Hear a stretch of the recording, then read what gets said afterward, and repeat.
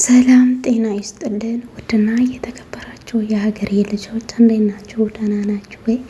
እኔ ያለሁ እግዚአብሔር ይመስገን። ውድና የተከበራችሁ የገቢ ዩቲዩብ ቻናል ተከታታዮች እንዴት ናችሁ? እንኳን በሰላም መጣችሁ ብያለሁ። አዳዲሶች ላይክ ሰብስክራይብ አድርጉ፣ አበረታቱኝ። ነበሩ ደግሞ እንግዲህ መልካምነታችሁ አይለይ ነው የምላችሁ። ስለ ሁሉም ነገር እግዚአብሔር ይመስገን። እናንተንም አመሰግናለሁ።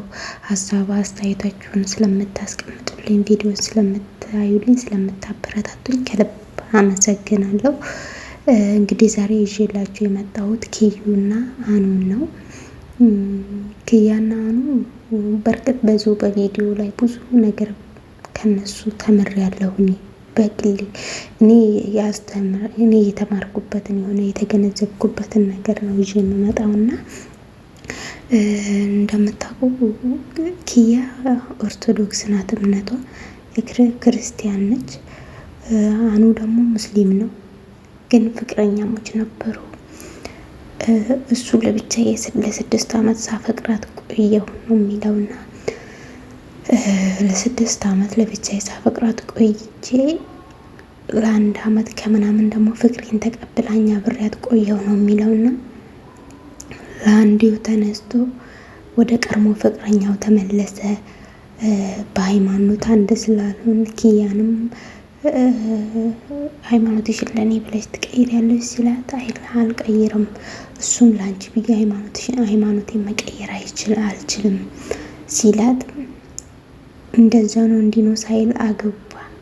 የኒካ ፕሮግራም አዘጋጅቶ ምናምን ከዛ ቪዲዮ ፎቶሾፕ ምናምን ለእሷ ተልኮ እና ግን እሷ በጣም ነው የተጎዳችው። በጣም እያለቀሰች ነበረ። ተወደው ነበረ፣ ታምነው ነበርና መጀመሪያ ከሮዛ ጋር ሳይው አላመንኩም ነበረ። አሁን ራሱ ማመን አልቻልኩም ብላ እውነቱ ይሄ ነው እመኝ ምናምን ስትላል እሷ ራሱ ይሄንን አላምንም እያለች በጣም እየተሞገተች ነበርና የነሱ ጸብና ጭቅጭቅ ምናምን ሳይሆን ሃይማኖት ምንም ነገር ላይ ሁሌም አብሮን የሚኖር ነገር ሃይማኖት ነው እና በህይወታችን ውስጥ ሁሌም ሃይማኖታችንን ማስቀደም አለብን። ስንኖርም ስንሞትም አብሮን ያለ ሃይማኖታችን ስለሆነ ሙስሊምም ከሆናችሁ በእስልምናችሁ፣ ክርስቲያንም ከሆናችሁ በክርስትናችሁ ጠንክሩ። ሃይማኖት ድርድር የሌለው ነገር ነው። ሃይማኖት ነፍስ አሳልፈው የሚሰጡለት ነገር ነው እና በህይወታችን ውስጥ ምንም ትልቅ ነገር ከባድ ነገር አለ፣ ግን እንደ ሃይማኖት የለም እና ሃይማኖታችሁን ችላ አትበሉ። መጥፎ ነገር ሲሆን መለስ ብሉ ወደ ራሳችሁ። ዞራችሁ ሲከፋችሁም ወደ ፈጣሪያችሁ፣ ደስ ሲላችሁም ወደ ፈጣሪያችሁ እንደምትመለሱ እወቁ። ከማንኛውም ሰው ጋር ስትሆኑ ከሃይማኖታችሁ እንደማይበልጥ ማመን አለባችሁ። ሃይማኖት ድርድር የሌለው ነገር ነው እና በሃይማኖታችሁ ውስጥ ባላችሁበት ሃይማኖት ጠንክሩ። አብሶ በእኛ ደግሞ በኦርቶዶክሶች እምነታችንን የማይከተል ሰው፣ ሌላ ሃይማኖት የሚከተል ሰው በጋብቻ መጣመር የለብንም። ብዙ ጊዜ አባቶችም ይናገራሉ፣ መጽሐፍ ቅዱስ ላይም ይናገራል። የሙስሊሞቹ ይቻል አይቻል አላውቅም፣ ግን በእኛ አይፈቀድም ሃይማኖት። ምክንያቱም አንድ ቤት ውስጥ ሆናችሁ ክርስቲያኖች በ40 እና በ30 ክርስትና እንነሳለን እኛ። ግን ሙስሊም ሲሆን ደግሞ ባሉ ሙስሊም፣ ልጁ ሚስቱ ክርስቲያን፣ እዚህ ማን ልጅ ቢወለድ የት ለነገ የሚያስፈራችሁን ለነገ የሚያሳፍራችሁን ምን ላድርግ ብላችሁ የምትጨነቁበትን ነገር አታድርጉ እንዴ። ፍቅር በእርግጥ ፍቅር ውስጥ ሲኮን በጣም ሌላ ነገር አታስቡም፣ ስለ ፍቅር እንጂ ስለዛ ሰው እንጂ። ግን መጀመሪያውንም ስታስቡ የእናንተ ሃይማኖት ሃይማኖት የማይከተል ሰው ስትቀርቡ ወይ ቅርበታችሁን ቀንሱ ወይ አስባችሁ ወስናችሁበት ግቡበት። ሁለቱም ይተዋወቃሉ እነዚህ ልጆች። ኪያ ክርስቲያን እንደሆነች ያውቃል እሷም አኑ ሙስሊም እንደሆነ ታውቃለች። ግን መጨረሻ ላይ ተጎጂ ማን ነው? ሁለቱም ተጎድተዋል። እና ስለዚህ ሁለቱም ተጎዱ። በዚህ መሀል አሁን እነሱ የጎዳቸው መለያየታቸው ነው። ብዙ ሰው ደግሞ እንደዚህ ተጋብቶ ምን ችግር አለው እኔም በሃይማኖቴ እሱም በሃይማኖቱ እሷም በሃይማኖቷ እኔም በሃይማኖቴ የሚል አለ። እንደዚህ አይነት ነገር ለጎረቤት ለዘመድ አብሮ ጉርብትና መመስረት ነው እንጂ ለፍቅርና ለትዳር በፍጹም አይፈቀድም። እቺ ልጅ አሁን ተሰባበረች፣ መብርሃን ትርዳት፣ ወደ ራሷ ተመልሳት። ግን መጀመሪያ ላይ ነው ጥፋት ያለው። እሱ ክርስቲያን እንደሆነች ያውቃል። ይህንን ካሰበ መጀመሪያውኑ መቅረብ የለበትም ነበር። ከቀረበ ደግሞ እንደዚህ መሆን የለበትም ነበር፣ መለያያቸው ማለት ነው። ግን እሱ እሷን እንዳልጎዳ ብዬ ነው አለ። ቤት ሴት አምጥቶ ያውም ደግሞ በጣም ልብ የሚሰብር ነገር የድሮ ፍቅረኛው ከሷ ቀድሞ ያለው ፍቅረኛው እሷን ታርቆ ከሷ ጋር ነው የኒካ ፕሮግራሙን ያዘጋጀው። ኒካ ያሰረው ከሷ ጋር ነው። እና ሁሌ በህይወታችን ውስጥ ለዛሬ ደስታ ብቻ እንጨነቅ፣ ለነገ ወደፊታችን እንዴት ነው የምንሆነው? ፍቅረኛ ስትይዙ ምረጡ፣ በሃይማኖትም ምረጡ፣ በአስተሳሰብም በስራም በሁሉ ነገር ምረጡ። ነገ ተነገ ወዲያ እንዳትሰበሩ ማለት ነው። አብሶ ከሀብት ከምንም በላይ ራሱ ሃይማኖት በጣም አስፈላጊ ነው። እዚህ ምድር ላይ ሁሉም ነገር ይቀራል። ስንሞት እናትና አባት በላይ የሚወደድ ነገር የለም።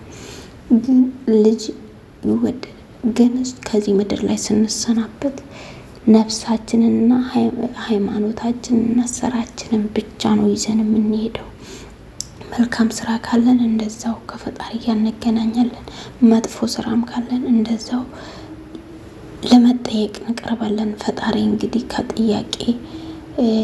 ከክፉ ጥያቄ ይጠብቀን። ፈጣሪ በመልካም አይኖቹ ይመልከተን እና ክርስቲያንም ከሆናችሁ ሙስሊምም ከሆናችሁ የሴት ጓደኛ ችግር የለውም፣ ባህላችን ነው። እንዲሁ ነው አብረን የኖር ነው፣ ስንዋደድ ስንከባበር።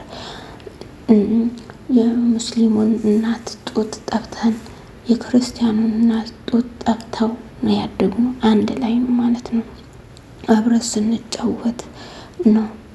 የአንዱን አመት በዓል አንዱ ያከበረ ማርያምን እኛ ጎረቤት አሉ ሙስሊም የአመት በዓላቸው ቀን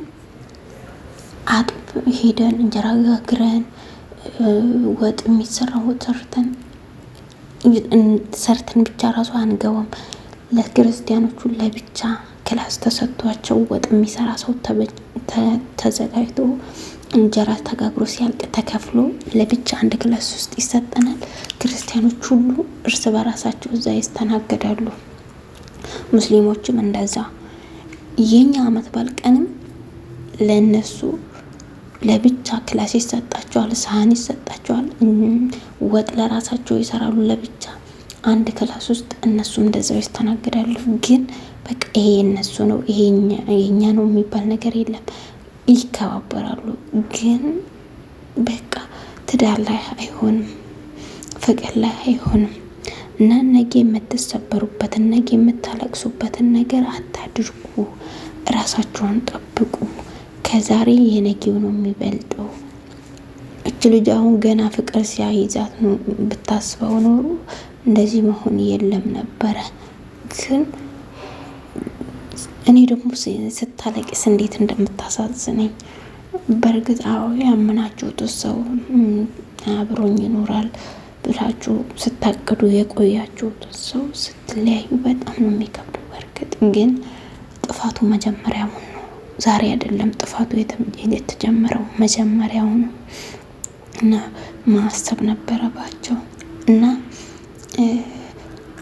በሃይማኖት የማትገናኙት ሰው ፍቅር የማትጀምሩ ደግሞ ቲክቶክ ላይ በቃ አንዳንድ ቪዲዮዎች ላይ የምታዩትን ነገር አትመኑ። የሰው ልጅ አይታወቅም ውስጡ የሚያስመስል የሆነ አንዳንድ ባለትዳሮች በጣም ደስተኛ ይመስላሉ ቪዲዮ ላይ፣ ከጀርባ ግን ሌላ ሰው ናቸው።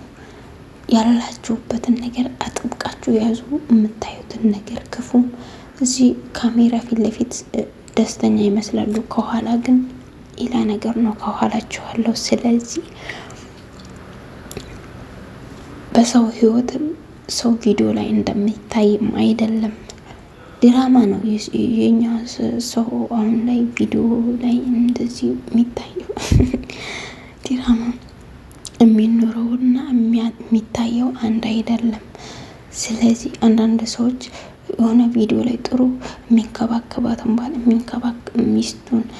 ሚስቱን ባሏን የምትንከባከበው ምናምን ሲታይ ወይ እንደዚህ አይነት ባል ቢሰጠኝ እንደዚህ አይነት ሚስት ቢሰጠኝ የሚሉ አሉ። ሴቶችም ወንዶችም የሚመኙት ግን ሁሉም በቤቱ ውስጥ የማይጣላ የለም።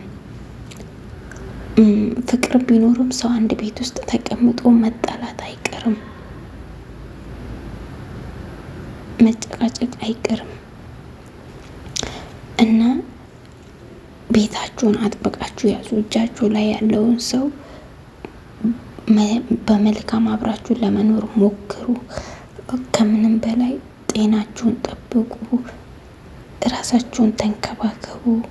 መጀመሪያ እናንተ ስትኖሩ ነው ለሌላ ሰው የምትተርፉት። ስለዚህ ራሳችሁን ጠብቁ።